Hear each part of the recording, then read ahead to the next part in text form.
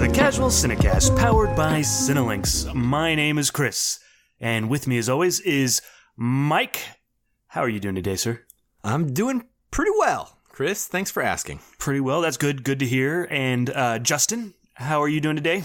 I am doing, well, much better after seeing Brad Pitt without a shirt on this weekend. It really Dude, can you believe that guy's life. in his 50s? Yeah. No, You can? I mean, yes and no. Like, he's a really good-looking 50. Better than Tom Cruise, even. Anyway. Yeah, I'm sure someone out there will debate you on that, but I sure won't. Yeah, no. Dude, as soon as he took his shirt off, I was like, he looks like a man in his late 30s, or at least his 40s. Yeah. I mean, he looks better than I ever did. So Makes sense. Okay. And if this is your first time listening to the show, normally we like to start off every episode in a section called News on the March. And then for our feature review, we'll be reviewing Once Upon a Time in Hollywood. And guys, since we are doing a Quentin Tarantino film this week, I kind of wanted to start off with an appropriate question. As we all know, I'm sure, Quentin Tarantino has had many colorful characters throughout his filmography. mm-hmm. And so I wanted to ask you guys, what is your favorite Quentin Tarantino character? Chris. All right, so my favorite Quentin Tarantino character would be... can I get a drum roll, please? Yep, I'm drum rolling it right now, but I have to do it quietly so that we won't have to edit it out later. Perfect. I did it loudly. It is Hans Landa from... I'm probably mispronouncing that, but from... Nope, I think you did pretty good. Awesome. From Inglourious Bastards. Oh, you mispronounced that, though. Oh, jeez. I think with Hans Landa, Quentin Tarantino found Christoph Waltz, who, other than Samuel Jackson, can spew Tarantino's dialogue better than anybody else, and I think maybe very much better than Samuel Jackson even. So, and also I just love Hans Landa. I think he's an amazing character in Inglourious Bastards, and one of the best reasons to watch that again and again. Yeah, not too far from you on that. Justin, what do you think? Well, since Chris took the best choice, Aha! I think that's funny because that was also my first choice as well. Interesting. Nice. I think it has to be. I think it's almost not debatable what his best character is. Yeah. But to pick another one so that we're not all naming the same one here, I am going to go with, and maybe this is recency bias because I just rewatched it, but I really like Max Cherry from Jackie Brown. I think he's great and so likable and just kind of funny to watch him kind of pine over Pam Grier in the film. Oh, man. Yeah, And it's so good. I find something so endearing that I'm just kind of like ear to ear smiling and just charmed when he goes to buy the tape of the song that she plays him, the Delphonics, that's right. And every time he's driving his car after that in the movie, that song is playing. I love that song. I just love that. It's such a good, just such an endearing thing. So yeah, he's such a fan cute character who's just like head over heels for her. Like the first moment he sees her in that movie, it's just like he's in love, you know? Yeah, definitely. So yeah, that's got to be mine. So Mike, what is yours? You know, I like I said earlier, I was going to go with Hans Landa, but pull an audible real quick, and I will just say I think another Inglourious Bastards character makes me laugh quite a bit, and that is Lieutenant Aldo Raine, played by Brad Pitt. Yeah. He is just so good in that role, so perfectly cast as like this redneck leader of this group of bastards, I guess, and his delivery of the bear Jew. I can't even do justice to it. It's not even. I can't even be gravelly enough. What's your best bear Jew? You guys try to replicate it real quick. Bear Jew. No, that's not good. Justin? Bear Jew. Closer, but no. Yeah, anyway, none of us are very good at it. But anyway, Lieutenant Aldo Raine. I like it. He's got a cool name. He's got a cool scar on his neck. Yeah. I think he's the funniest character that Tarantino has, in all of his filmography. Yeah, Buongiorno. Yeah. Buongiorno. That's just funny. Hans Landa is fun to watch, you know, in the sense that you don't like him, and it's a great performance and a super interesting character. But in terms of just being sheer funny, I think Aldo Raine takes the cake. Yeah, and I think being in the theater and seeing the audience reaction to the stuff that Aldo Raine did probably cemented it in my mind as just hilarious, you know? Mm-hmm. Since I took your guys' top one, I'm going to call out one more, and just so that it's fair. And I think that would be David Carradine in Kill Bill. You mean Bill? Bill, yes, as Bill. Yeah. The titular Bill? Yeah, I think that's a really good role. He doesn't have much to do, but he shows up at the very end, and I think he fulfills that need. Yeah. Yeah, but that last scene in Kill Bill Volume 2 between him and the bride is so good. Yeah, absolutely. Anyway, that's enough about that. Moving on.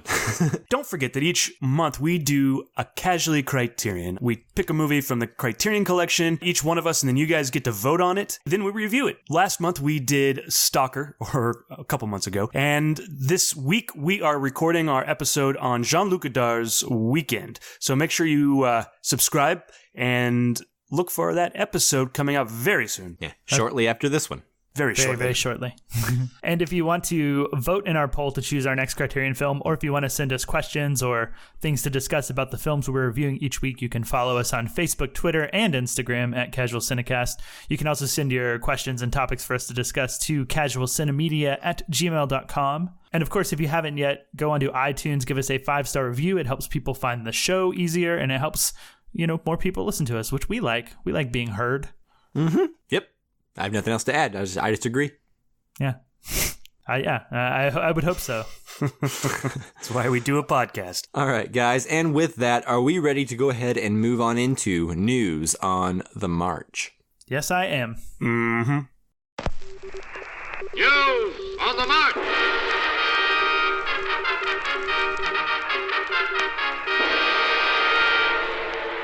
All right, Justin. Yes. It looks like you've got the most to talk about this week, so why don't you let us know what's been going on with you? Sure. Well, if we take this back in time to January-ish, I don't remember exactly when we did the episode, but we did our most anticipated films of 2019 way back then. And one of my films was The Farewell, starring Awkwafina, which had come... I didn't realize Awkwafina was in this. Was that coming out? That came out of Sundance, right? And that's when we had our thing. I'm sorry. That sounds right. It may have been our most anticipated Sundance movies. Yeah.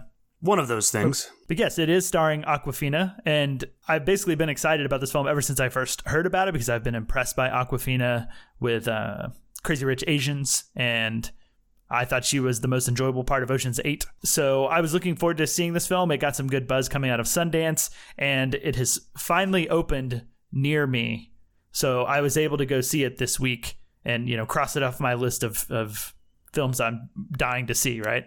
Nice. Yeah. Very jealous. Yeah. Was it everything you wanted it to be? Well, it wasn't everything I thought it was going to be, and that sounds maybe negative, but I will say that upon reflection, I find it a positive, because if you don't know what this film is about, it's about a family whose the grandmother of the family is diagnosed with terminal cancer, and the family elects to not tell her so that she can enjoy the last days and months she has. And they actually put on a fake wedding in order to have an excuse for the whole family to come together and visit her in China. Interesting. Yeah, because that way she won't be suspicious of why is the family all coming to visit me after my doctor's appointment and tests, right? So I kind of expected the film to be, I guess, to jerk at your heartstrings and make you want to cry a whole bunch. And I think the film is a lot more subtle than that. And that at first left me feeling like, man, maybe they didn't capitalize on this as much. But the more I thought about it, the more I really like how they didn't get sort of over the top with it, or melodramatic, or turn it into this tear jerk festival. Right. And it kept the film very funny and very entertaining. And it helped balance the tone, right? It made the film feel a little bit more complete than I think if it was having all of these kind of funny moments and then these super tear jerky moments. I thought it had a really good balance. And it's a pretty short film. It's I think a little over an hour and a half long. So It's short and sweet, and I think it, at this point so far, it's definitely a top film of the year for me. I really, really enjoyed it. Awesome. Yeah, it just opened here wide. Actually, when I went to go see it, I checked for screenings, and it had one screening listed in all of Houston. Yeah, it's not. So I was like, I better buy tickets to this and watch it. Yeah, I'm really hoping. Oh, good. But then by the time that screening came around, that night, I just looked again, and at the same theater, I saw it on a Thursday night, but starting Friday morning, they were playing it 10 times a day. So it actually opened. But initially, I thought it was going to be the only special screening of it. Yeah. So I think it has opened in major cities, at least. So it should be in Dallas. Hope so. Knock on wood. Yeah, I'm really hoping that they expand it out. opening. I'm opening the movie opens around around me, like a little bit closer.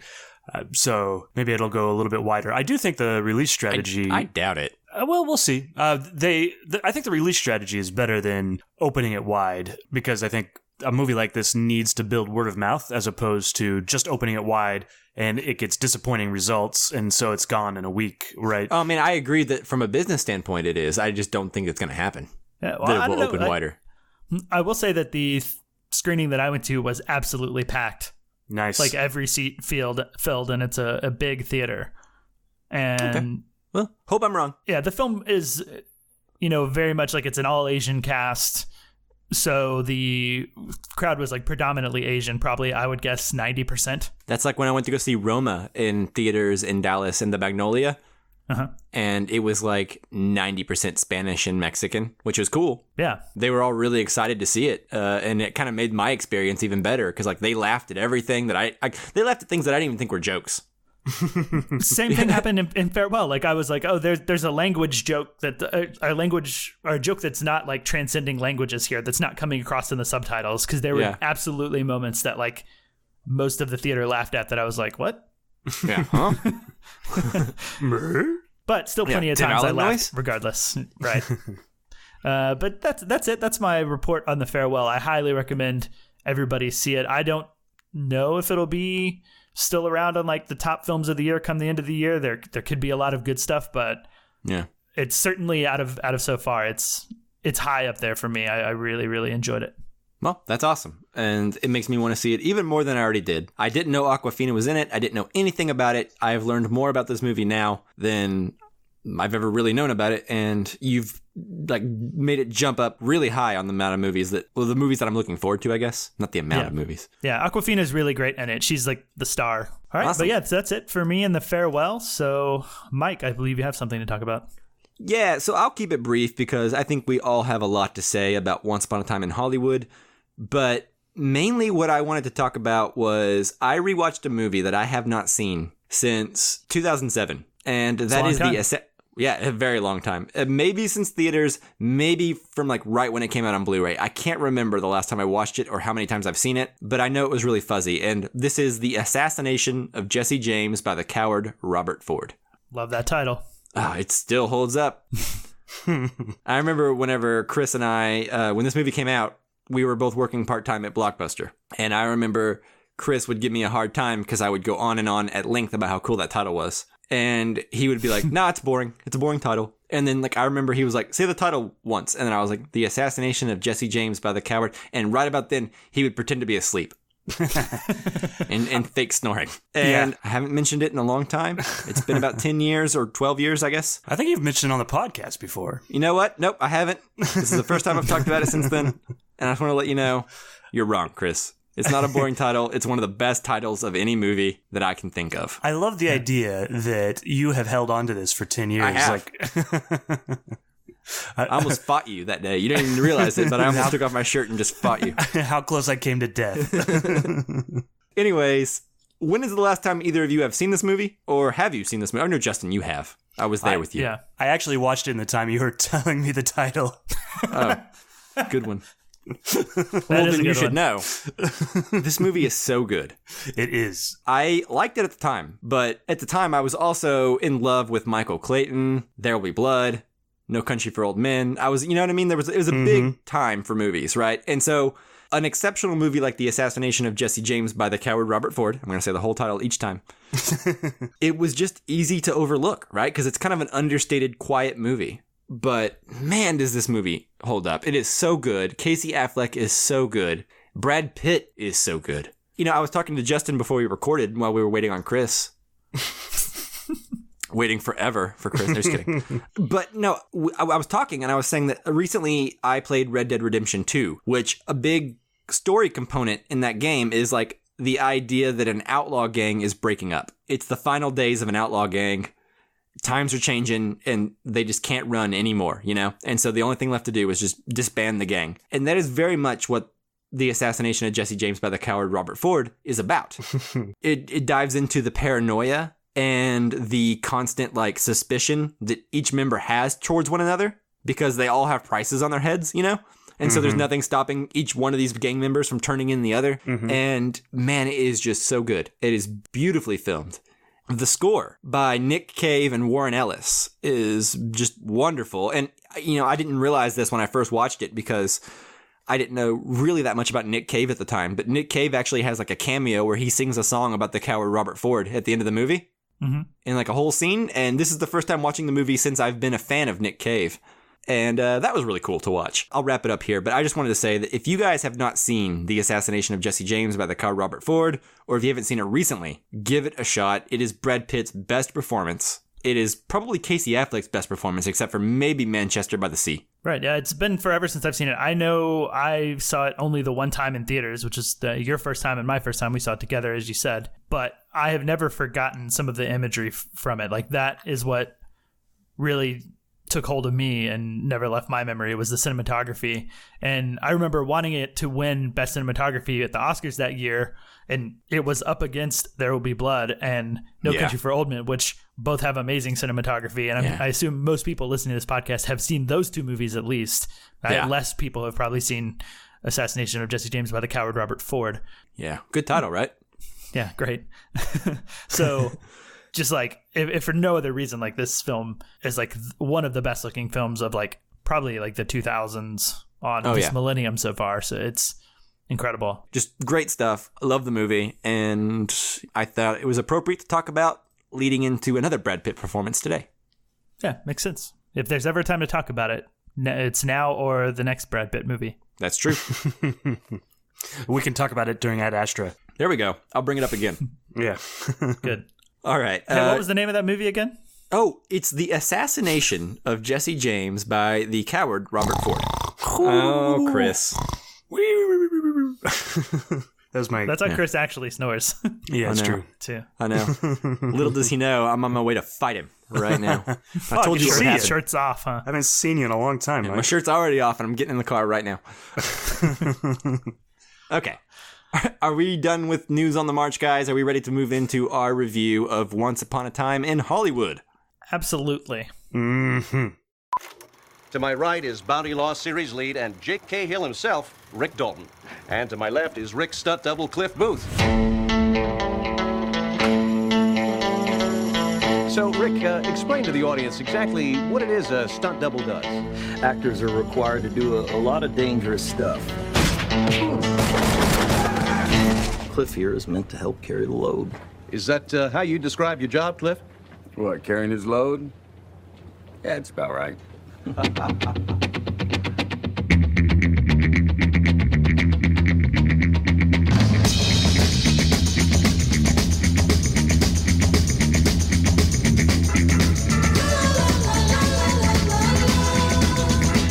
My hands are registered as lethal weapons. We get into a fight, I accidentally kill you. I go to jail. Anybody accidentally kills anybody in a fight, they go to jail. It's called manslaughter.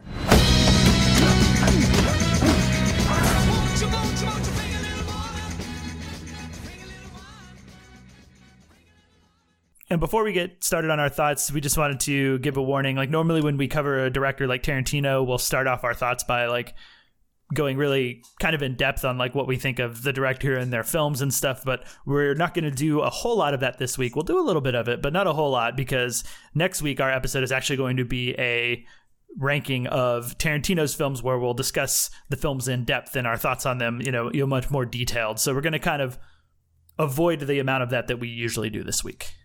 A Tarantino double feature, if you will. Cool.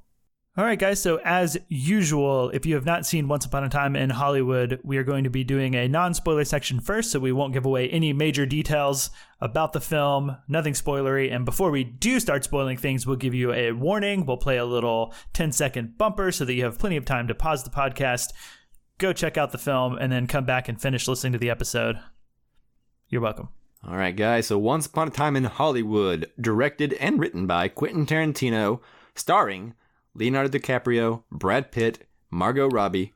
The IMDb synopsis says, a fated television actor and his stunt double strive to achieve fame and success in the film industry during the final years of Hollywood's golden age in 1969 Los Angeles. Can I say I'm so glad that we have these IMDb synopsises synopses. I know. If I had to make a synopsis about this movie, it would have been like 3 sentences longer. Yeah. Really unfocused. and rambly and... Yeah. Yeah. Thanks, IMDb. IMDb. All right. Well, who wants to go first on their general thoughts on this film? I will go first. I requested to go first earlier. I appreciate you asking the question, though, as if I didn't call dibs. Anytime. I was actually going to jump in there, but I decided to not. Thank you, Chris. Yeah, you're welcome. So I should start off by saying that I have always been a Tarantino fan, especially when I was in my late teens and early 20s. In fact, it was partly his passion for film and references to old movies and movie stars that actually helped me get into seeking out a lot of lesser-known movies from the 60s and 70s. I went through some hardcore and obscure spaghetti western phases back in the day because I would hear him mention them somewhere in some interview, and that would get me excited. But all of that said, this movie, Once Upon a Time in Hollywood, really snuck up on me, which is odd because there was once a time when I could not wait for the next Tarantino film to be released. But I don't know that I have felt that particular excitement since Inglourious Basterds. His 2 most recent movies, Django Unchained and The Hateful Eight, were both pretty good, at least by normal movie standards, in my opinion. But when compared to the entire Tarantino film canon, they don't really do a whole lot for me. So as I've gotten a bit older in the past few years, I have kind of fallen slightly out of touch with his work. So when Once Upon a Time in Hollywood finished and the credits started rolling, I was sitting in the theater and I remember feeling very relieved. Like, I knew I had enjoyed it, but I wasn't sure how much I enjoyed it. And to be honest, I'm still sort of working through that right now as we record this. But I think I can safely say that this is his best movie in 10 years, at least. Sure. Not counting Inglourious Basterds? Counting Inglourious Basterds. That was 10 years ago. So, okay. You know, I think it's arguable if it's on par with Inglourious Basterds, but I think it's indisputable that it's better than Django and The Hateful Eight. Agreed. I wanted to see this movie again before we recorded, but I didn't make it to the theater. However, I probably will be seeing it again very soon. This film has all the Quentin Tarantino trademarks, for better or worse. It's long. There's lots of talking, and of course wacky, crazy violence that sometimes borders on just being a genre film. I know people's mileage will vary when it comes to all those elements. However, I want to say that there's also a maturity and a restraint on display in this film that was definitely not there during Django or The Hateful Eight. This almost reminds me of Jackie Brown. This film has many scenes that just kind of linger and breathe, which is standard for him. But this one seems to be without as much wall-to-wall, like, trademark dialogue. This is definitely a Quentin Tarantino script, and there is lots of talking and movie references and unique characters. But at the same time, this movie seems to be much more about mood. It reminded me kind of the stuff that P.T. Anderson has been doing lately, specifically The Master. I got The Master vibes from this movie.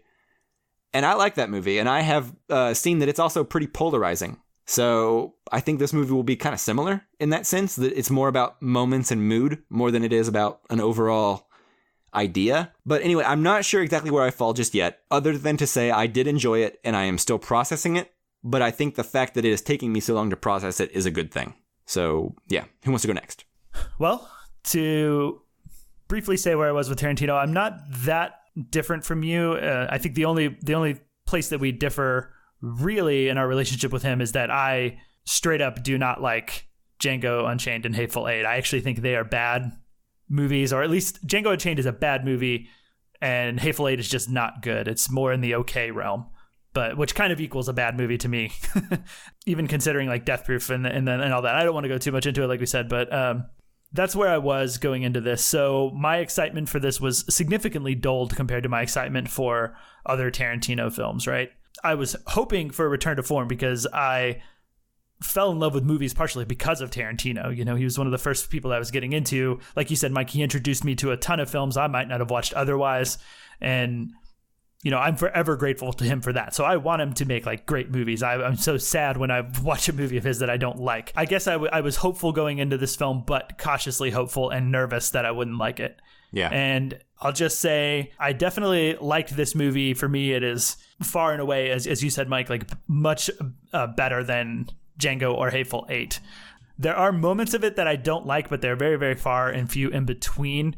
Mostly the film, I think, is really, really fun. There's a lot of like, you know, fake TV shows, fake movies that he's invented that Leonardo DiCaprio's character has starred in, that, and all of that is super fun and like perfectly on point with like all of those films I talked about that Tarantino got me into, that like, obscure films that I might not have ever heard of or seen, totally, if not for him. Agreed. And so that's super fun. I think, like you said, this is one of his more restrained films in terms of having a lot more human moments. There's a fantastic scene, and I don't think this is spoilery, where Margot Robbie as Sharon Tate goes to watch herself in a movie that she starred in. And I think that's like maybe one of my favorite like simple human character development moments that Tarantino has maybe ever done, but definitely in like recent years.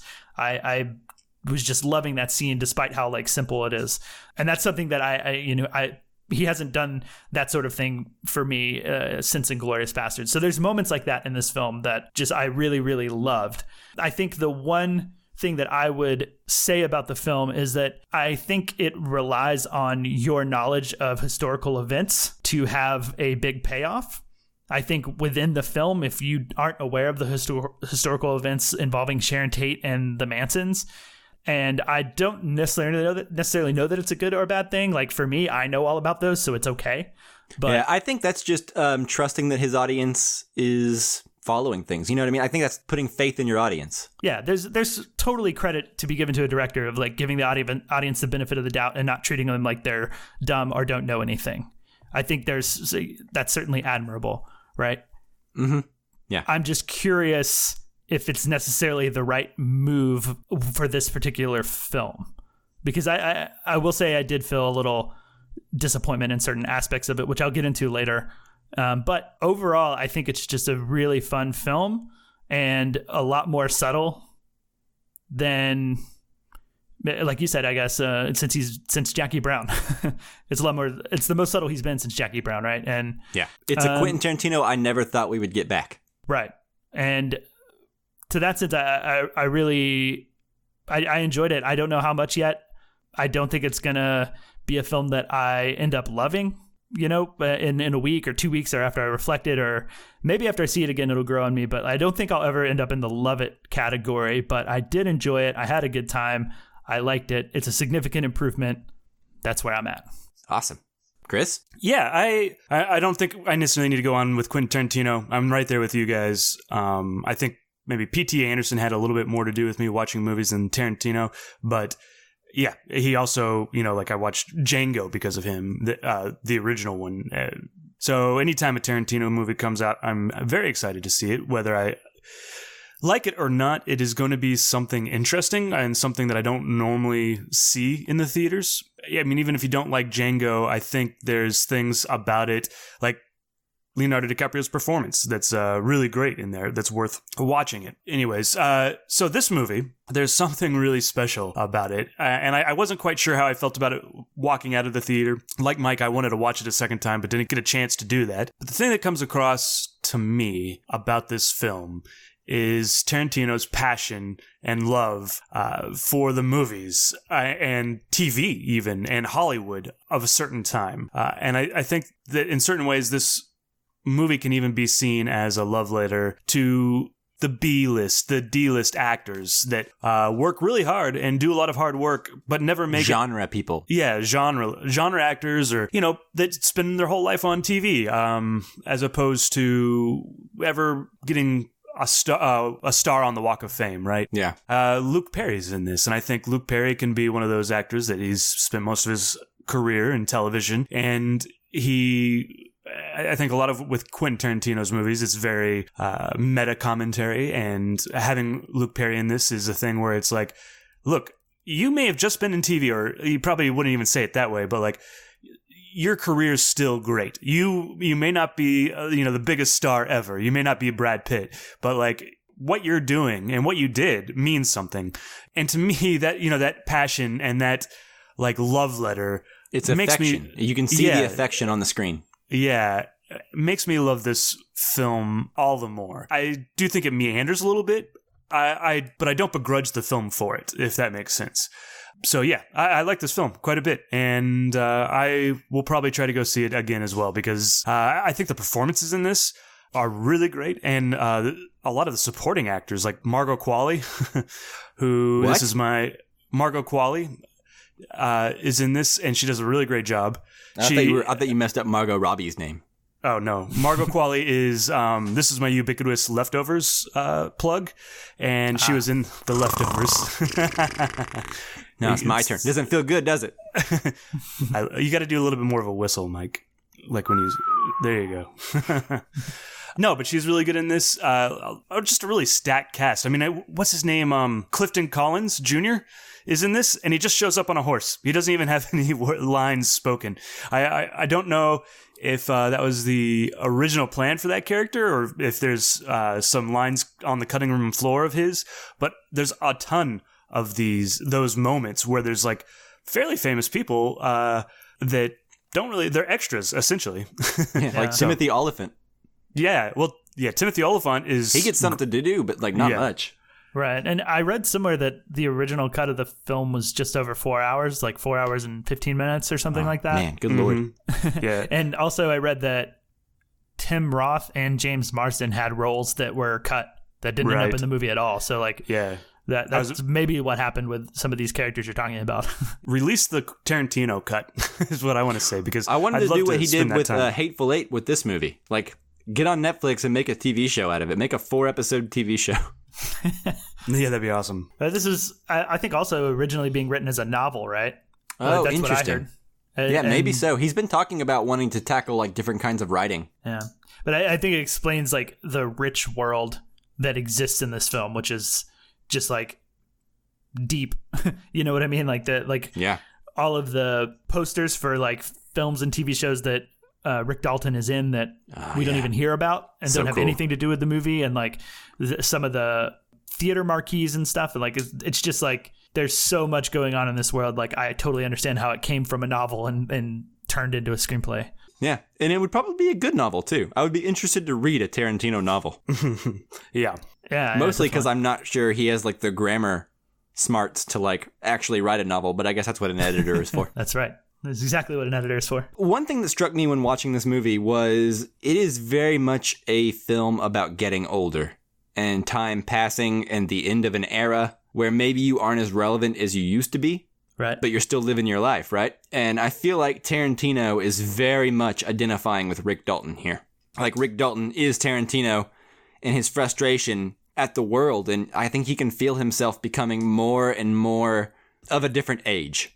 Did you guys get that vibe at all in this movie, or am I projecting a little bit onto Tarantino here? I think so. I mean, he's definitely feeling that way as one of the few filmmakers left who insist on shooting on film, and film production companies are going away. And I think, if I remember correctly, he refuses to not shoot on film. So at some point, he won't be able to make a movie unless he changes his like principles. Yeah. Which he only says he has one left, so I feel like he has the clout to continue to shoot his own way until he's done. Sure, and assuming I think he actually retires. I think what you're saying is he applies to Rick Dalton, but I think in some ways he equally applies to Brad Pitt's character, which is Cliff Booth. That's his name? Cliff. As a stuntman, because the stuntman is not a thing as much anymore because of all the CG. Like when Tarantino does films, he doesn't do a lot of CG, so they get stuntman work, right? But like, and I guess George Miller for Mad Max, as well. But like, generally speaking, a lot of the stuntman work is taken away these days by CG. And Tom Cruise. You never can tell what's a stunt and what's not these days. But like when you're watching a Tarantino film, or what did you say earlier besides Tarantino?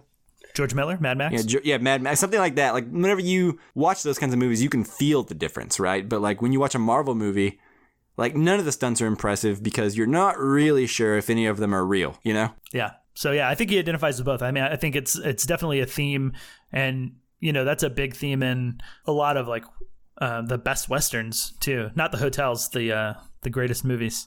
The end of an era. Yeah. And so Tarantino being such a big Western guy, like I think that's a theme that he's interested in. What is the Wild Bunch tagline that was on the poster that was like so cool? I think it's like 12 men who were born too late and stayed too long. They came too late and stayed too long. Super cool. But yeah, it kind of captures that idea. Definitely. One thing I wanted to point out that I think is kind of fun, and if this is spoilery, then we'll cut it out and it won't be here.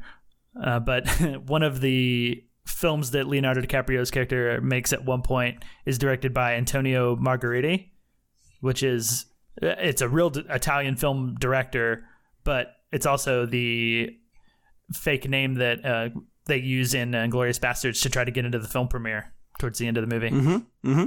And I thought that was a fun nod to himself, as well as like, I guess originally it was a nod to the real director. Tarantino's full of like Easter eggs like that. I'm sure that's one that I caught, but I'm sure there's like, 45 that I didn't catch. Yeah. Another reason to watch this movie again, right? Because you catch the obvious ones like Red Apple and things like that, but man, there's a lot of stuff in this movie. This movie is like jam-packed with like Easter eggs and all kinds of stuff. And not even Easter eggs, but just like references to old stuff. Like the references to the 60s, in my opinion, were really fun. Like I enjoyed the conversations about Steve McQueen, Sergio Corbucci, all the fake movie posters and all that. All that stuff is a lot of fun to me. And if you know movies and actors and directors from that time period, you will have fun catching a lot of it as well, I think. Mm-hmm. I even appreciated the scene with Steve McQueen at the party where he's talking about how he never stood a chance with Sharon Tate. Right. Man, what is the actor they got to play Steve McQueen? He's in Billions, and he's in Band of Brothers. Damon, not Chazelle. Paul Giamatti. No, Damian Lewis. Damian Lewis, that's it. Okay. So yeah, like Damian Lewis, in my opinion, he was the perfect Steve McQueen. He even looked like Steve McQueen. It's crazy how much he looked like Steve McQueen. He doesn't look that much like Steve McQueen in real life, because I Googled it after I left the theater, but like that has to be maybe like the most like faithful recreation of a person who really existed in like film of all time. Because I was looking at it like, did they do some weird like facial CG, like taking Steve McQueen's face from other films and like put it on here? Oh, I know. And like, I don't know, because it's that good. Like it's those blue eyes, I think. Like you put a blonde and like wig. the smile lines. Like I don't know. Like I don't want to toot my own horn, but I have seen every single Steve McQueen movie, and man, he captures Steve McQueen. It's crazy. Yeah, it's almost like distracting from the movie. I was like, wait, what was he talking about? Yeah, for a minute I was like, huh? And I find it interesting that some of the other characters like Sharon Tate and Roman Polanski and some of the other people that really existed, they didn't seem to go through those same steps, because they certainly transformed the actor who played him to look like almost exactly like Steve McQueen. But like, I find it interesting that they didn't do it with Sharon Tate or Polanski. Like Roman Polanski's almost like treated as like the butt of a joke, even though he's like a really successful director. They're like, yeah, old Roman's gonna fuck that up eventually with like his relationship with Sharon Tate. Yeah, I think that's a bit of like tongue-in-cheek sort of like, we know things that happen with him later. Yeah, let's knock him down a peg or two. One of the things that was in the trailer that I was looking forward to, and I actually almost wish I hadn't have watched the trailer, because I think there are some things that happen in this that would have been better if I hadn't seen it in the trailer, because I'm kind of waiting for those things to happen once I've seen the trailer. Does that make sense? Yes. Sure. But the career exposition that's talking about all the different, when he's talking to Al Pacino, Leonardo DiCaprio is, and he's going over all like kind of his older films that he's, what was the Nazi film that he was in where he the fried sauerkraut? The 13 Hands of McGinty or 14 Hands of McGinty. Yeah. Like most of them I think are based on actual films. They've changed the titles and stuff like that. But it was just a lot of fun. And that's Tarantino, just like, that's him playing in his sandbox, like where he's the happiest, right? And I just can't help but let that enthusiasm envelop me as well as I'm watching those scenes. Yeah, I agree. His love for film is infectious.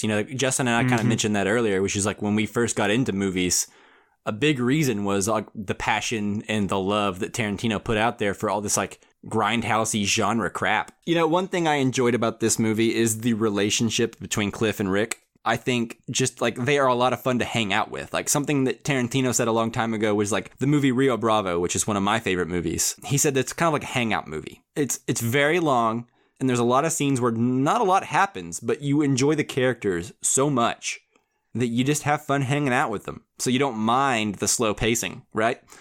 Right. And I feel like, Cliff and Rick in this movie are the most fun Tarantino pair since Vincent Vega and Jules from Pulp Fiction. Yeah. Yes. Yeah, I think I'm with you on that. I can't think of anybody who tops them for sure. Yeah, it's just like, I could watch 3 more scenes of just them hanging out with one another. Like, there's a scene, I think, in this movie where both Cliff and Rick are watching a TV show that Rick is in, and they're just commenting on like the shots and like the people that they acted with alongside. And it's just like watching their interactions, talking about the show that they're watching is just great. It's fun. Yeah. I think that's like my second favorite scene in the whole movie, next to the Margot Robbie one that I mentioned earlier. Yeah. But like Cliff is like, that's a good leap. That's a good shot. yeah, good leap. And then my favorite was Leonardo DiCaprio being like, "That guy's a dick," and then he has a prick, is what he says. Yeah. And then he's like, "There's some dead guy lying on the ground." He's like, "Oh, and that's Tom." He's like, "What a good guy." No, I agree with you, Justin, about Margot Robbie as Sharon Tate. I think she's kind of the unsung hero in this movie. I've seen a lot of people complain that she doesn't really speak much and that she's more like tangentially in the movie than anything. But I would say that for this movie and what the movie is doing, that's just fine. I mean, she's more of a presence than anything. Like, she's like this like wide-eyed kid who has her whole career ahead of her. You know what I mean? Mm-hmm. And that optimism that's kind of infectious and almost like this larger-than-life human being. Like, what this movie does is like a love letter to Sharon Tate almost, which is just like she seems like a goddess that is just like untouchable and innocent and pure. And I don't know. I really appreciated what they did to kind of make me care about this actress Sharon Tate, which is someone who I've never really seen a lot of movies from and I've never really had much of a relationship with in the past. Right. Yeah, Other than my knowledge of the Manson family murders, you know? Right. That's what I was going to say, yeah. Yeah, I slightly disagree. I mostly agree, but that's some things I can't necessarily talk about in this section. Sure. So we'll bring that up later. Before we move on, I'll just say that it makes me think of her less as a victim than I ever have. Sure, yeah. And more as the person she might have been. Yeah, I definitely agree. So I have one more thing in non-spoilers, and I was seeing this on Twitter and some other places a lot, and that was the commentary on the amount of shots of feet in this film. There are a lot. Which I found... Not that I don't have a problem with feet shots, but I did find it like bordering on the ridiculous amount of feet shots. I don't think it's a bad thing or a good thing for the movie, but like it seemed like some people thought it was a bad thing, and I'm just wondering if you guys happen to think like, did it bother you? No. At this point in Tarantino movies, I've just kind of come to expect it, and I think the online discourse around it are people who know to expect it as well, and think that calling it out equals criticism. Sure. Yeah. Yeah. I mean, I also kind of think that Tarantino's very aware of what people say about his films. And he's like, you think I got a thing for feet? Well, I'm going to just, wall-to-wall feet. Yeah. That's kind of what I mean when I say it borders on the ridiculous. Like, not in a bad way, but it's like, I think it's over the top amount for effect. I think if this was your first Tarantino movie, you wouldn't notice. No. If you don't know if you don't bring any baggage with you to this film, you wouldn't know. Exactly. But if you weren't on the lookout to like take down Tarantino a little bit while watching the movie, you're not going to mention that. I don't even think it's necessarily a takedown. I don't know. Like, it's a calling card of Tarantino's, I think. Yeah. He wears it like a badge of honor.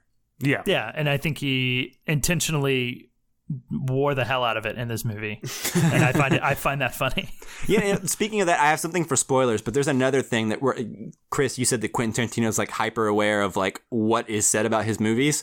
There's a conversation that happens in Act 3, but amongst some people that I think is a direct him being like, "What now, audience?" You know what I mean? Like, I'm calling it out, and remind me to talk about it later if I don't remember. Yeah, I think I have that same conversation to talk about in my notes, so I think we'll get there. Yeah, cool. All right. Before we move into spoilers, we do have we had a couple of like responses on Twitter, questions that people want us to answer. The first one being from Matt Ward, Matty, long time listener, not first time question asker. He asks questions all the time, and we love it. Yeah, thanks, Matt. But yeah, on Twitter he's at real Matt Ward, and he asks, which Rick Dalton film / TV show would you most want to see? For me, it would have to be Operazione Dynamite.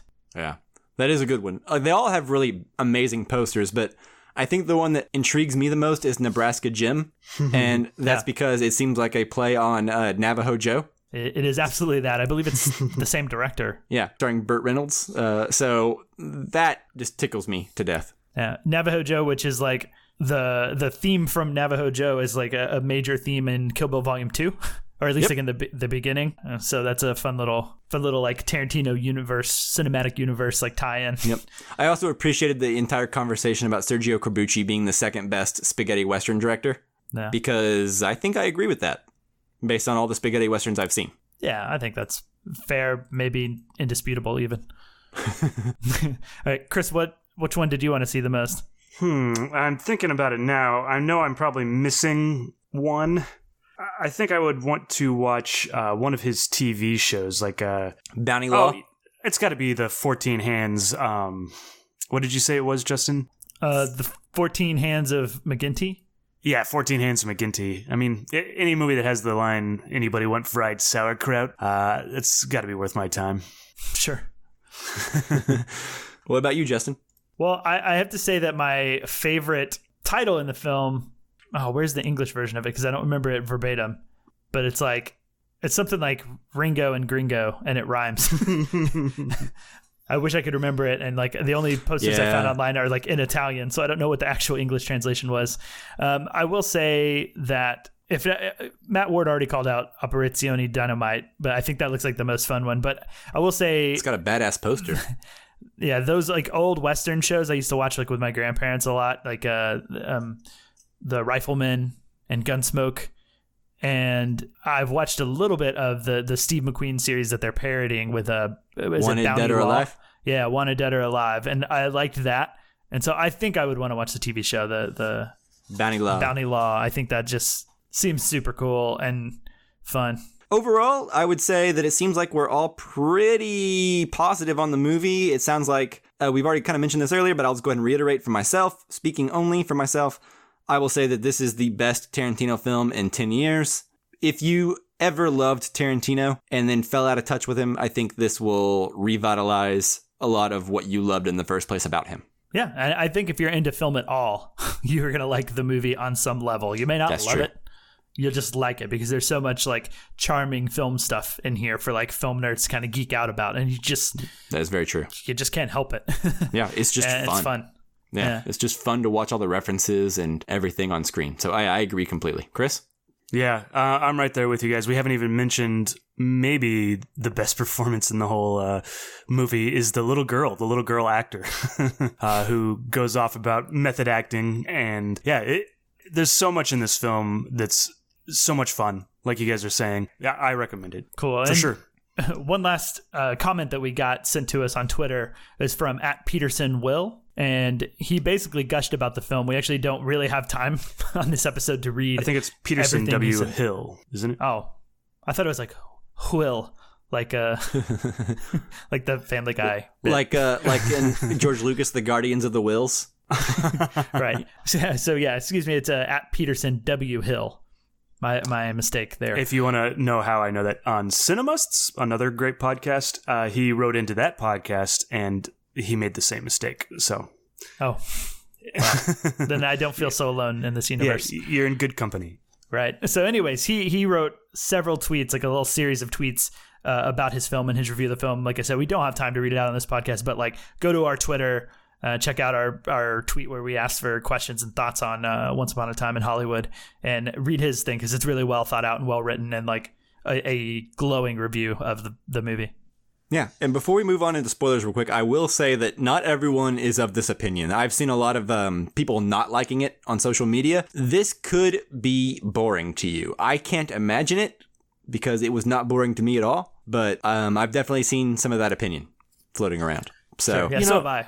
I don't think anybody listening to this podcast, I mean, like if somebody's going out and we're a pretty obscure film podcast and searching out film podcasts and when they find us, I feel like they're going to enjoy it, right? On some level, sure. Yeah, I agree with that. But I'm just saying, don't bring your grandma or don't bring, your brother who doesn't watch movies with you or something like that. Bring a film nerd with you or go see it by yourself. Fair enough. Yeah. Okay. Are we ready for spoilers? Mm-hmm. Absolutely. Okay. No, I guess Rosebud is just a piece in a jigsaw puzzle. Give me one of those cigarettes you got up there. I'll tell you all about it. Things are going to start happening to me now. And here we go.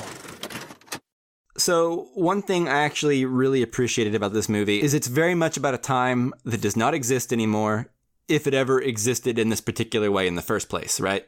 This is a time when everyone is listening to the same music, watching the same TV shows and movies. Even the hippies, right? They're all watching FBI. And there are several scenes where Cliff is driving around in his car listening to the same music as someone else was listening to in their house in the previous scene. and the music will transition between the scenes. So there's very much this idea that no matter where you are in the social ladder or hierarchy or whatever clique you belong to, you're very much consuming the same media. It's almost like this time before the 70s, before everything split off and became so fractured, where there was only the mainstream media and that's all everyone had. And they were all connected somehow in this way. And art was a bigger deal because you were all digesting the same art. Yeah. It's like good music was good music and like everybody listened to it, right? Like you're all kind of, you may have different political views or you may have different like religious beliefs or whatever, but like there is like some amount of stuff that you're all experiencing. Exactly. There's a community to it all that doesn't exist anymore.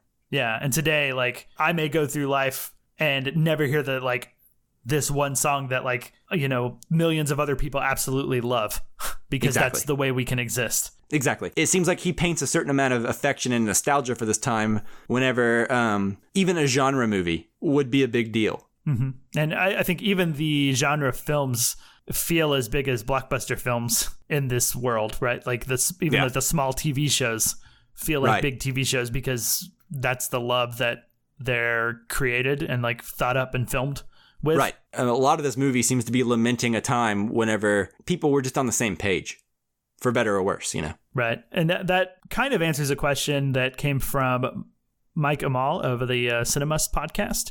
Oh, and he asked, what did you guys think about the way Tarantino romanticizes this era of Hollywood? I think you've kind of answered it. I think maybe I would ask, like, do you like spending time in this world? Does like any of it feel too false and too fantasized? False, but not to him. It seems like he's very much recalling a time of his childhood. Like, I remember the early 90s being awesome. That doesn't mean they were. Yeah. Sure. Because it's coming from such a genuine, honest place from Tarantino, from his childhood. I appreciate it. It's fun to hang out in. Yeah. But I definitely think it's a little bit romanticized, for sure. And probably not 100% accurate to other people who may have lived that same experience. Yeah, the accuracy doesn't necessarily matter to me as much. Right. And it's like what you were saying. This is his nostalgia. This is his fantasy world. You know, like I love being in that world as I'm watching the movie, and I'm sure this is the Quentin Tarantino imagines when, you know, he thinks about the time. So if this was claiming to be, you know, like a biopic of some kind, I might have more of a difficulty buying into it, but I don't really care. That's not what this is. It's once upon a time. It's a fantasy world, you know, it's a fairy tale. Exactly. Sure. And I really like it. Like, one of my favorite directors of all time is Fellini. And that very much reminds me, not as overly caricatured, but it's a bit caricatured, I think, of Hollywood at this time. But like, it reminds me of Amarcord. Yeah. This like nostalgia of a city and a time where things aren't really realistic, but like I love seeing this world through someone else's eyes, someone else who has a passion for it. Right, exactly. It's great. Yeah. I just really love that about this movie and most movies that do that. And I would say that this is the most Tarantino has ever dived into that kind of thing. Like, there's always been a heightened reality to all of his movies, like almost like a cartoonish quality. But this is so anchored in the real world, in the real past, but also that kind of cartoony, hyper real, you know, that it paints an interesting picture and an interesting tone that I don't even think he's achieved in any of his other movies before. Almost like a sweet tone. Yeah, for me, it's a bit of a marriage between Inglourious Bastards and Jackie Brown. It's like it's a melding of both together, and like it lives somewhere in the middle. Yeah, that's a beautiful description of it, and I agree 100% with that. Awesome. One thing I really loved was I think the amount of time that we spend with Brad Pitt's character and the way that he's developed and the way that it all pays off. Yeah. I felt like I just went on this long journey more than any other character in this movie. Like I thought he was more like well-rounded and well-developed than like Leo. But the big part of that is that scene where he's out at like the ranch where they used to shoot the TV shows. Yeah. And he's just like, no matter what, insisting on like, I'm going to go in here and I'm going to talk to George. I believe George was the guy's name, right? Yeah, George Spahn. Yeah. I'm going to go in here and talk to him. And like, no matter what anyone said or what tried like excuses, he was just like, yeah, that's cool, but I'm going to go in here and talk to him. And just like that adherence and like unwavering drive to do the right thing and to do what's right, regardless of like being outnumbered and surrounded in this area. Like, I just love that about his character. It makes me like immediately like him more than I already did. He's like, look, here's the thing. I'm going in there, and this door is not going to stop me. Yeah. He's a dangerous guy. Which, by the way, reminds me, do you think that he killed his wife? I am unsure. I do want to talk about that, actually. I think it doesn't really matter. I think it's meant to be just like he's an ambiguous kind of like infamous stuntman with a bad reputation. I don't necessarily know that there even was a wife, and if there was, he might have killed her. Who knows? But like I think it's the mystery is more the point than anything. Like his reputation. Well, this is it's a reference to Natalie Wood, I believe. I mean, I definitely thought of that when it was going on. I didn't know that it was supposed to be a reference to Natalie Wood. I thought, like, I remember his wife or something saying Natalie at some point. Oh, maybe her name was Natalie. I just remember, like, Natalie Wood, she drowned, but, like, in the clip that we saw, he was basically pointing a fucking spear gun at her. Yeah, and I think that's why we cut away. I think Tarantino has this habit of giving you scenes in movies, but not telling you totally, like, what's going on or, like, how things resolve. And he likes to give you these whole movies to imagine in your head. And like whole chunks of movie to imagine in your head. And I think he's doing that there. Like there is a whole movie about a guy who is accused of killing his wife on a boat and somehow ends up getting off with it and like going on to be a stuntman. Yeah. Chris?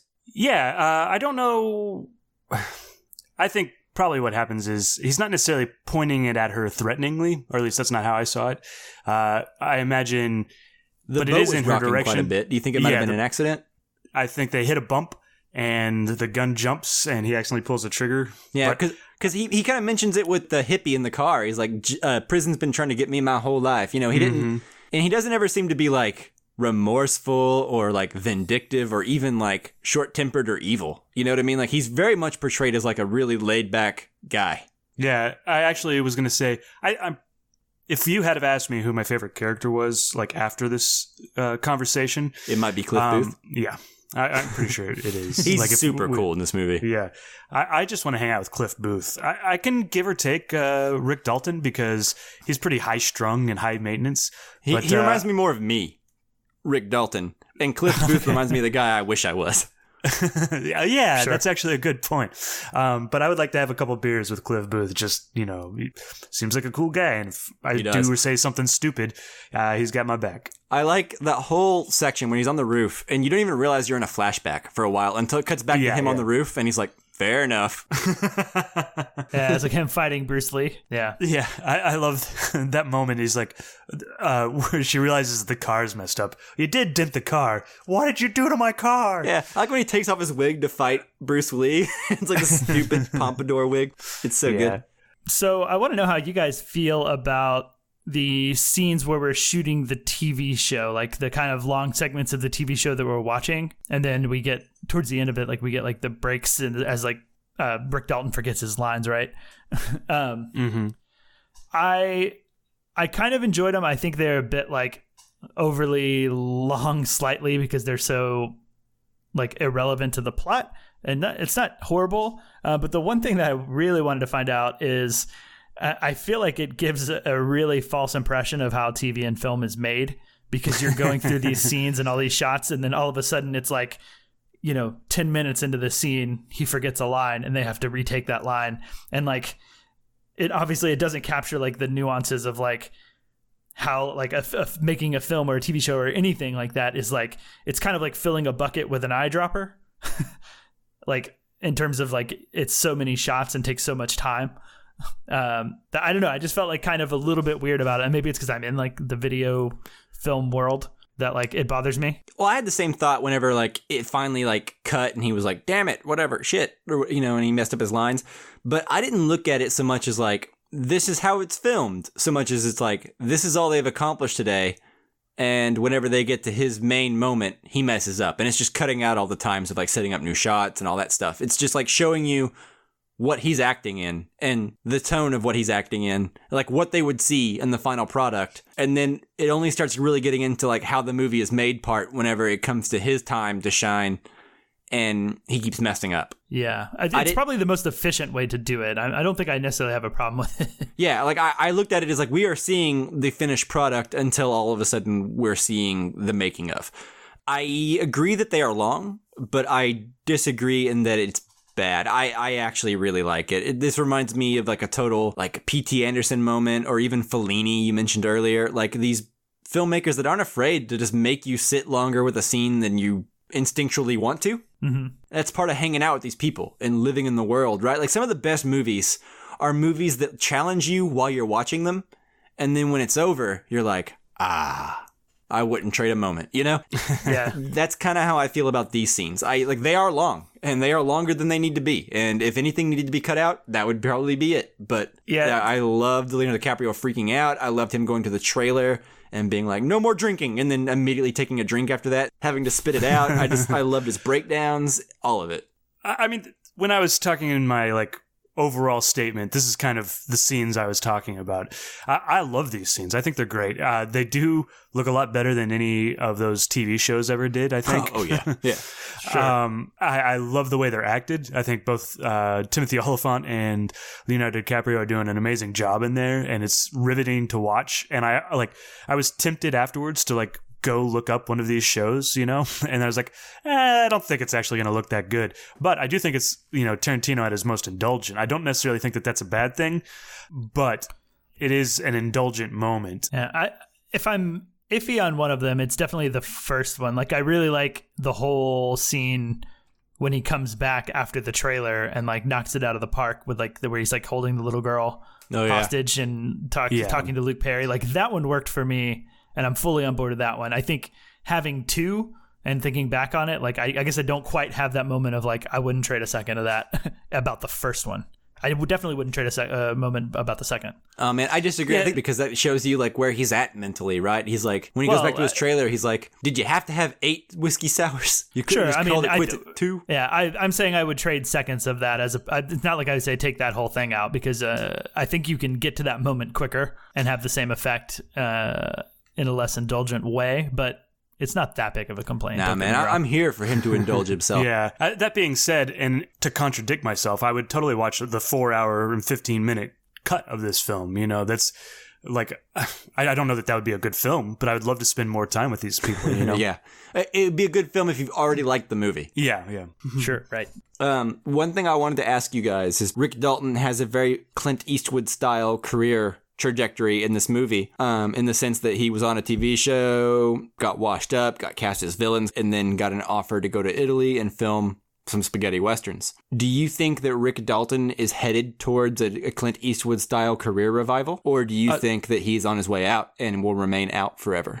I think that a lot of that depends on what happens after the movie ends. I mean, obviously, but like, and his burgeoning relationship with the Tates and the Polanskis, Yeah, maybe. But I mean, he's already acted in those movies. They just haven't come out in the States yet, right? Like he just got done filming them and got back. So I think those movies, I think Tarantino is setting it up for the possibility of having an Eastwood trajectory, right? Like coming out of your typecastness and having a career after that, even though he doesn't realize that at the time. All right. Yeah, that kind of segues into something else I want to talk about too. So I'll answer your question. I think that, like you, he's setting it up for an upwards trajectory from like the popularity of these Italian films, but also with him finally meeting who's a Jay Sebring and going in and talking to Sharon Tate, because doesn't he say early on, he's like, I'm living right next to Roman Polanski, like the guy who directed Rosemary's Baby. He's like, I'm one pool party away from being in the next Polanski film. Exactly. And what is the next Polanski film? It's Chinatown in the real world, right? Yeah. And Leonardo DiCaprio, as he gets older, starts to kind of look like Jack Nicholson. Yeah. But so I think like in this alternate universe, Rick Dalton might be starring in Chinatown as opposed to Jack Nicholson. Well, Chinatown doesn't exist in this world because... I mean, it might. Or it exists very differently, because one of the things I remember about Chinatown originally had a happy ending, and Polanski's like, there are no more happy endings, because he's just so devastated by the murder of his wife and unborn child. And so Chinatown if it exists, is very different. It's different, but that opens up a whole new can of worms, actually. Like, go ahead and make your point real quick, but then I have a question. No, go ahead.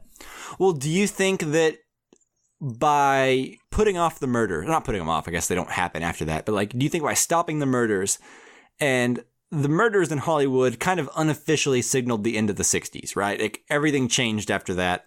I think that's the implication that Tarantino's going with. So do you think by preventing that, it kind of prolonged this 60s culture we're watching for a couple more years? Or do you think it delayed the inevitable? Or do you think that, I don't know, what do you think about, what do you think he's trying to say, if anything, with the idea of subverting the murders? I feel like this being Once Upon a Time, I think he wants to extend the 60s. But at the same time, I can't help but think, well, Manson's still out there. You know, like, he hasn't stopped. Yeah. He's got like 13 or 14 or 20 other hippies all at that ranch ready to go. Yeah. The murders can still happen. They can just happen differently.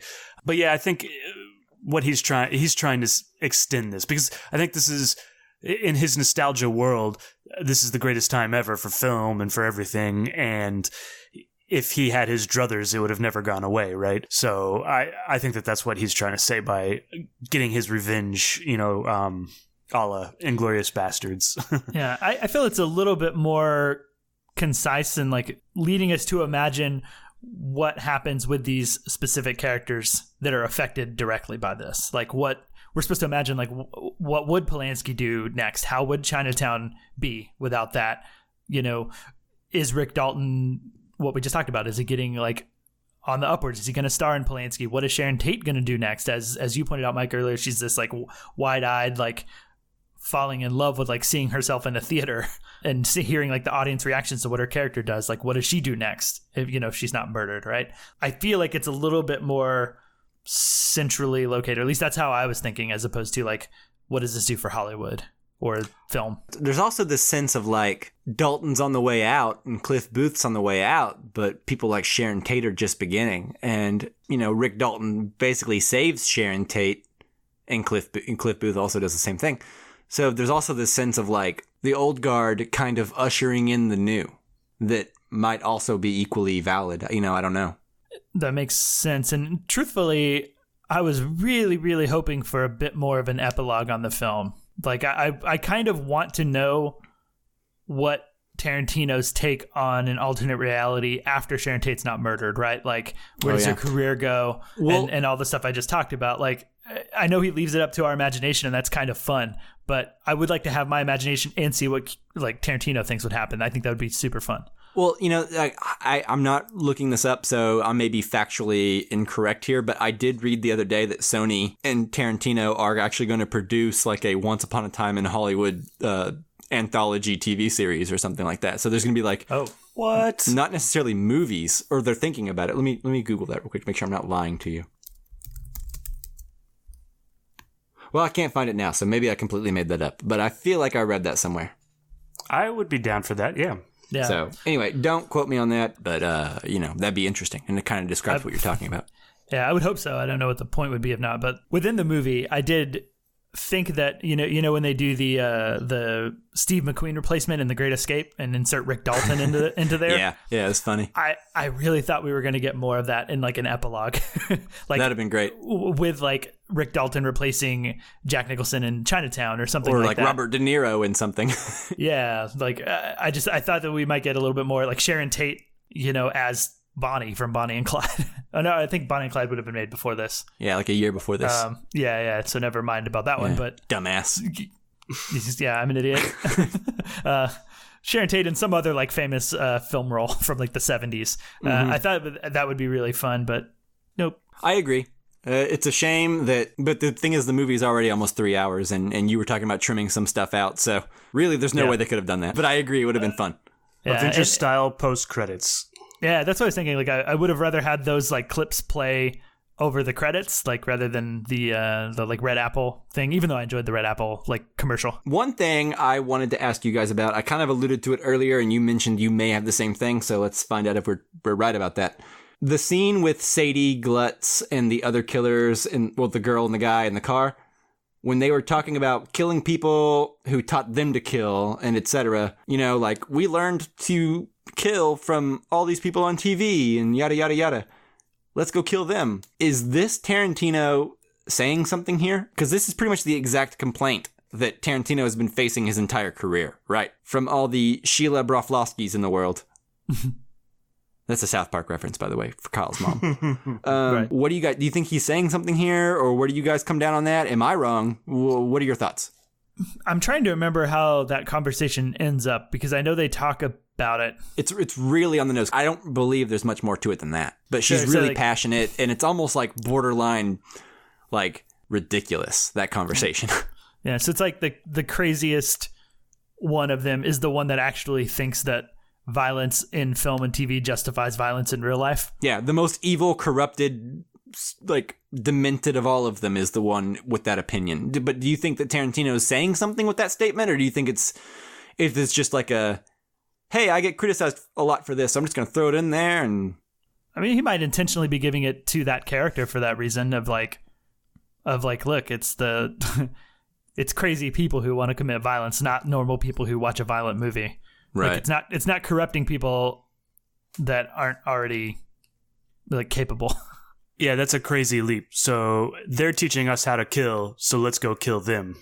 That's a crazy leap of logic. I agree. I just wanted to know what you guys thought of that scene, because I thought it was actually really interesting when it was going on, because I was thinking like, man, this is exactly the heat that Tarantino has been under all his career, right? Yeah, I imagine that it's very intentional to have that conversation in there by these characters. My complaint about the scene was I remember feeling like it was a little overly long when they're talking about, like, was that Rick Dalton? I mean, Rick Dalton from Bounty Law? Like, they went back and forth, like, a little too much for me, where I was like, I don't know why. Like, I don't know if, like, Tarantino is in love with the performances or dialogue he wrote, but, like, I don't know. That was a bit of an eye roll moment for me. I mean, I enjoyed that moment. Yeah, maybe. I don't really have any opinion whatsoever on their reactions, but I will say that I did really enjoy Rick Dalton out there with his, like, blender full of frozen margarita, screaming into Hades. That's great. He's taking sips on it too, Yeah. you know, like a. It's just like this middle-aged loser. I don't know. It's just so fun, like, yelling against, like, it's basically like old man yells at the cloud. You know? Yeah. It's just, it's funny. I don't know. Leonardo DiCaprio just commits to all these roles where he has to, like, overact sometimes. And I think he's so good at it. Yeah, sure. Some of the best parts of Wolf of Wall Street is him doing that sort of thing. It was cool to see Maya Hawke in there too. Ethan Hawke and Uma Thurman. Being, like, the one who's, like, comes to her senses. Yeah. She looks so much like her mom. It's ridiculous. Yeah, I saw side by side, like, a one from Stranger Things, a picture of Maya Hawke, and then a picture of Kill Bill. Uma Thurman is the bride, and it's very, very similar. Yeah. I think one thing, because I think we're pretty much talking all around the end of the movie, and we're about to get to the end of the movie, but I did mention in, like, my general thoughts that there are moments in the movie that I flat out didn't like, and I just want to touch on that just so I mention it again, you know, and follow up on that. And the one thing that I think really, like, I just didn't like and couldn't get into and, like, took me out of the movie for a bit was the whole, like, narration of what Rick Dalton is doing in Italy, the narration by, like, Kurt Russell. I felt that it was, like, really long. I think he's also narrating, like, the time frames when they're all getting back and what they're doing throughout the night. And I don't know, to me it was just like, it felt like overly written, and I don't know, it was just weird. And I think Tarantino has a problem writing narration and liking it. It's because it bothered me a lot in, like, Hateful Eight too. It bothered me in Hateful Eight, but it did not bother me here. I actually kind of liked it because I thought there was some good stuff in the narration. Like, Rick Dalton didn't really enjoy, like, the European style of filming where everyone kind of, like, speaks their own language, like the Babel style, like, approach. And then it shows him being frustrated in the background, and then, like, oh man, what does he say about Cliff and Rick's friendship, where it's like a little more than a brother, but a little less than a wife? Like, that was funny. I think I agree with you in Hateful Eight. It was kind of distracting, but I think that's because Quentin Tarantino was doing it. Here you have the pro-iest of all the pros, Kurt Russell. I love Kurt Russell, but, like, so much. Well, look, if Tarantino had done it, I would agree with you, right? That would have been like the Hateful Eight vibes, and I didn't like it then. Yeah, I think he learned his lesson. But Kurt Russell, on the other hand, I don't know. I found it to be pretty cool. I liked it. I mean, it's going to hit some people, and it just, for me, it was one of those, like, it just turned me off for a bit. That's fair. Yeah. What do you think, Chris? I'm kind of in the middle. There are parts that I like. I do think it went on for maybe just a bit too long, like where I was like, all right, let's see what happens next, you know. But I think it builds tension because it's telling you where everyone is and why they're there. So then automatically it gives you the foreknowledge that where everyone is important. Like we're building to the Manson murders. Right. Something's about to happen right now because we haven't spent this movie being like, and the wife's asleep, and Cliff did this, and Rick did that. The fact that it's so tedious, I would argue, builds suspense more than it does anything else, but to each their own, you know? Yeah. You know, and I actually think that's, Justin talked about somebody coming into this movie and not knowing about the Manson murders, and I would be curious to find out if we can find somebody that doesn't know about the Manson murders and have them watch the film. Like, all the stuff with Margot Robbie. It's, you know, like, I like it, but if somebody doesn't know what's going on and what character she's playing is based on a real person, what do they think this is all building to? You're like, what? Yeah. Like, why is she in this movie again? You know, like, I don't understand. I mean, so it makes sense to me, and it'd be interesting if somebody didn't know. And I think that that's a few and far between of somebody that's going to come to this movie and not know that. Honestly, I don't. Yeah, I would blame the viewer for not knowing more than I would blame the movie, though. Yeah, the Manson family is such like a staple in our society. Really, if you don't know about it, it's your fault. Yeah, and you're not going to put like some exposition at the beginning of this movie where you're like, that's harsh. I don't think so. I mean, that's like being like, I don't know who Elvis is, or I don't know who the Beatles are, or I don't know like when the moon landing took place. There are certain things that are so engraved in our culture that like I don't comprehend how you couldn't know about them. You can know about Charles Manson, I think. Like, I knew about Charles Manson before I got into film, but it wasn't until I got into film that I knew that, like, his followers murdered Roman Polanski's wife or Sharon Tate. Like, I didn't know anything about that until I was into film and, like, reading about the 70s and, like, the transition into the 70s and events surrounding it. I don't know a whole lot about them, but I knew enough to know that Charles Manson was famous for being, like, a hippie who brainwashed a lot of, like, hippie women, and they killed a bunch of Hollywood elites or whatever, you know? That's all I really knew before getting into film, and I think that's all you really need to know. Sure. Well, so what I will say is I was talking to a friend about it, and we were talking about this particular thing with the film, and he went and I saw it, I think, with like his cousin or somebody who's like early 20s, like 21, 22, and no idea who Sharon Tate was or what, like, that this murder happened. And he said that, like, that kid, when he walked out of the theater, he was like, what was the point of Margot Robbie's character? And he had an issue with it. Like, he didn't understand the point. And I think it is his fault, but I think we're answering the question of, like, how is this film perceived? And that's a risk that the film takes. And I think that while it's up to the listener to know that, or the viewer to know this, like, it's a risk that the film takes, and inevitably it's going to fail for some people. Sure. And I don't know that that's like just a problem for those people and not a problem for us, right? Like, but it's a risk that it takes, and I don't necessarily think it's, you know, I think the film needs to apologize for that or feel bad. I think that's fair, but what I would say is if you come out of the movie and you are confused, then that's nothing that like 5 minutes of Googling couldn't correct for you. Yeah, and then go back and watch the movie again. And then just you have to rewatch it. Just recontextualize what you saw and be like, oh. Yeah. I don't know that it's a fault of the movie, though. I think... No, I don't think it is. It's a gamble that the movie takes, and so it's going to win some and lose some. Right, yeah, okay. I agree with that. Yeah. So going to the ending, the big, like, climactic scene, which was pretty fantastic, in my opinion, and enjoyable to watch. It's like the same amount of pleasure I got with watching Brad Pitt in, like, the last scene of Inglourious Bastards. Like, it just... being funny because he's like tripping on acid. Oh my god, dude! When he comes in, and what does he say? He's like, "What's your name?" And he's like, I'm the devil, and I'm here to do the devil's work." He's like, "Nah, it was something dumber than that." Yeah. Like Rex, like Rex. That was golden. Yeah, that's amazing. And just that whole sequence with Brad Pitt. Sorry, Justin, but just that whole sequence is so funny and so perfectly like done on Brad Pitt's part, you know. Sure, yeah, and then when they start with like the violence kicks off and starts, like it gets real over the top real fast, especially compared to the, I think, no violence almost, other than like Bruce Lee getting thrown into a car prior to that. Oh, right. Yeah, I actually I talked to Chris about this through text messages before you had seen it. We kind of avoided the Slack because we didn't really want to let you know where we were at, you know. Sure, I appreciate that. I was actually talking to Chris, and I was like, this might be Tarantino's least violent movie. Yeah. Although, Jackie Brown's not very violent. Yeah, but I think the body count's higher in Jackie Brown than it is here. Sure, yeah. Maybe in terms of body count. I was thinking more of like the violence scene and like how graphic it is. Well, I would argue that this is more cartoony, and the violence in Jackie Brown's a lot more brutal. Like, more realistic. I'm thinking of 2 gunshots in particular in the last act of that movie that hit me hard because of the way they're portrayed. All it is. What? That's also all it is.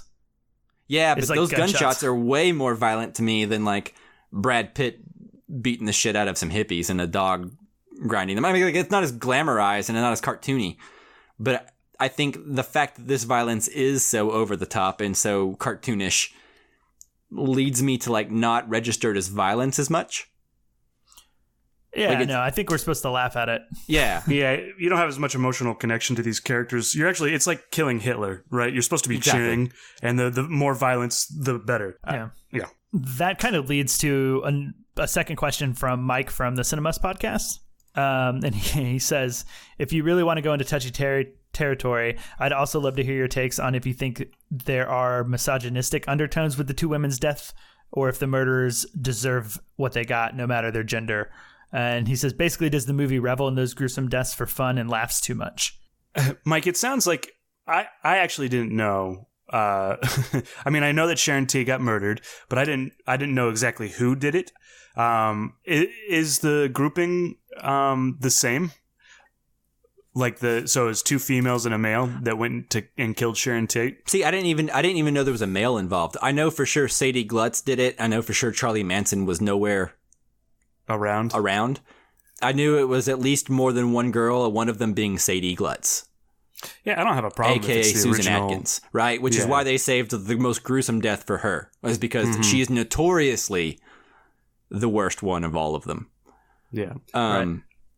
There you go. Like, I didn't know 100% details. Like, I didn't know there was a guy involved in this. I thought it was just a group of women that went and killed. So assuming that's historically correct, you can even not know that much and still appreciate what the movie's doing, right? As long as you have the most basic idea of who Charlie Manson was and what he did. That said, in regard to this question, anyway, Chris, you were talking. I'm sorry. I'll continue later.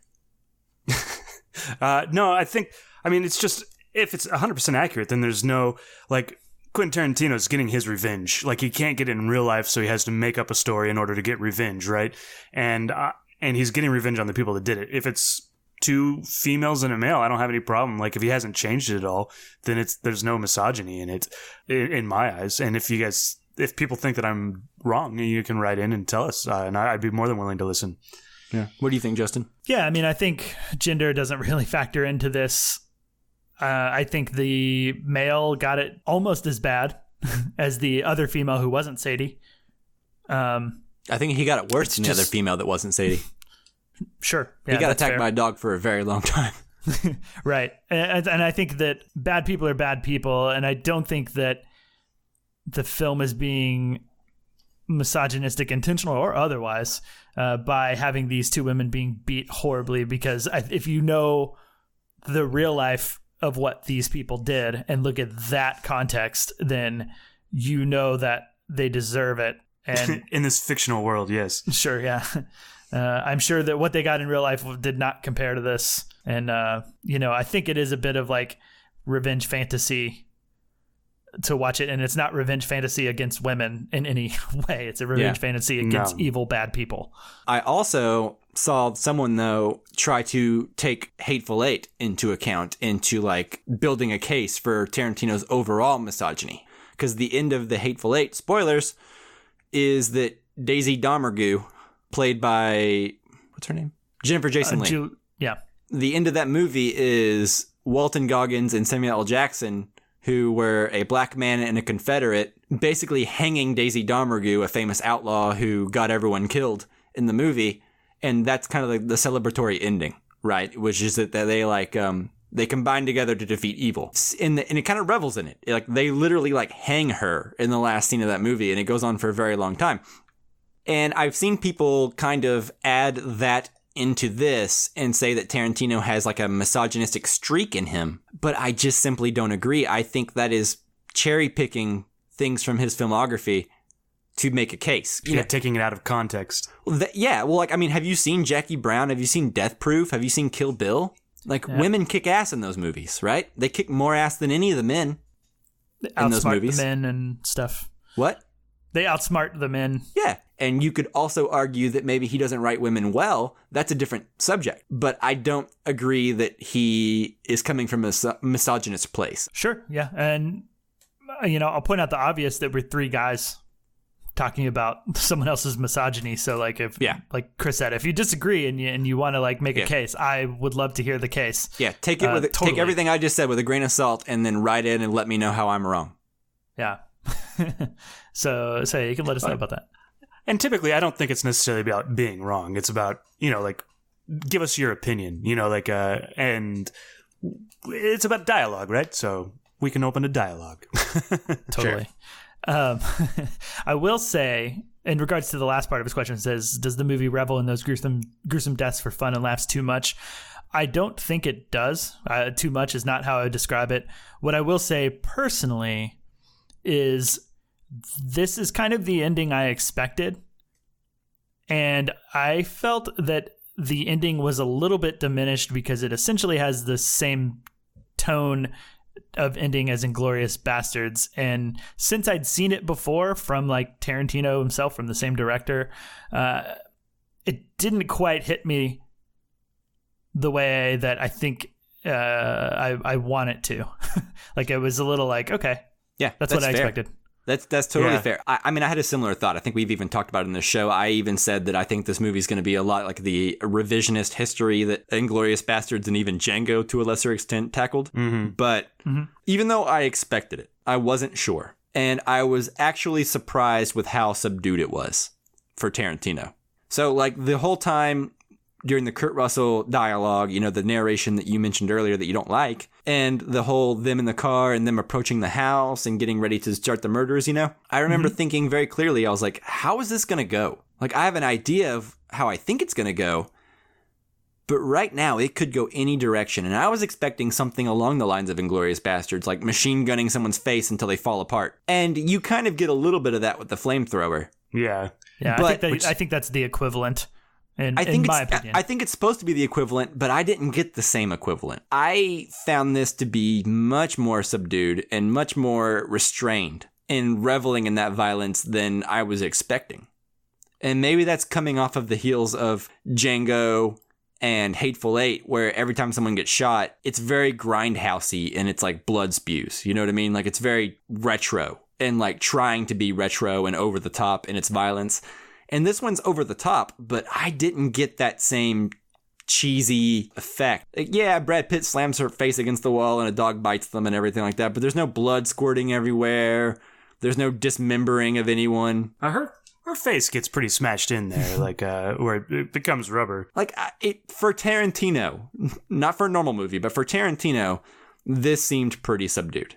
I was expecting more. And the fact that, like, it's a 2.5 hour plus movie, and we only really get 5 minutes of violence is like, I gotta say, those are better numbers than I was expecting for a Tarantino film. So I was just kind of pleasantly surprised more than I was anything, I guess, if that makes sense. Yeah.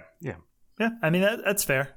I think I was kind of hoping for something a little different and a little more fun and a little bit not the same. But I'm with you that it's more subdued and a little bit not so over the top. And I think I agree that, like, while it's not as like immediately surface level fun, even though it kind of is surface level fun to watch. Yeah, he delivers on the surface level fun, but it's not. But there's a little bit more going on in terms of like therapeutic, I guess, was a good way to like a little bit more satisfaction beyond that. Well, it's a little bit more relief too, right? Because there's always the off chance that the Manson family are just going to murder the other people, like the wrong people. And that will be his change to history, right? So I was happy that I got to like see the revisionist history I knew was coming, but also Cliff Booth didn't die, or Rick Dalton didn't die. Yeah. Right. There was a certain element, like I didn't know for sure they wouldn't die, Yeah, no, I mean, they could have died, and that was that. And I thought, I mean, he kind of gives you a little fake out that Brad Pitt might be actually hurt, because it looks like he gets shot. Like there was a gunshot and he falls over. Oh, yeah. So I think he kind of fakes you out. I don't think he got shot at all. I don't know why he fell over. He just got stabbed in the hip. But yeah, ultimately, and I think like that combined with like the wanting an epilogue, I was a little disappointed at the ending, but I think as I reckon with where it was, like I think it's all right. I don't really have a problem with it. It's not wowing me, but I don't have much problems with it. No, I think it's one of those movies that the second viewing will really determine where I fall on it. Yeah, I agree. As it stands now, I can't wait to see it again, to be honest with you. I'm really looking forward to it, and I hope that it doesn't fall too far in my eyes. I hope it only improves. Yeah. Yeah, same. Always a believer in the repeat viewings make the good movies better and the bad ones worse, so I'm hoping this gets better. I think it will, because I think it is good. I think I will definitely know by the time we record Tarantino's ranked movies next week, and we rank everything. I think I will have seen it again, and I will be able to safely say where it falls in my Tarantino rankings. Yeah, I can't imagine the movement that it will do to be any different than where I have it now, but I could be wrong. I don't think I'll be able to see it again before next week, so it's going to be off of only one viewing, but I don't think it'll go down, but I think it might go up depending on that second viewing and the feelings I get knowing what's coming and being able to accept the movie as it is and not what my expectations are. Sure. All right. Well, I think that was a pretty exhaustive talk on Once Upon a Time in Hollywood. Does anybody have anything else? No. I've got one more thing. Okay. The Assassination of Jesse James by the Coward, Robert Ford. There we go. All right. Well, I think that does it for this episode. Well, thank you guys so much for listening, especially if you listen to the whole thing. This is going to be a long one. Yeah, I actually have a request. If you listen to the whole thing, let us know. Add us on Twitter. Yeah, shoot us an email. Just nothing more than I listened to the whole thing. I got to this point. Yeah, if you're listening to this, if you've gotten this far, just let us know. Yeah. Time to find out who our real friends are. That's right. I'm looking at you, Mom. All right.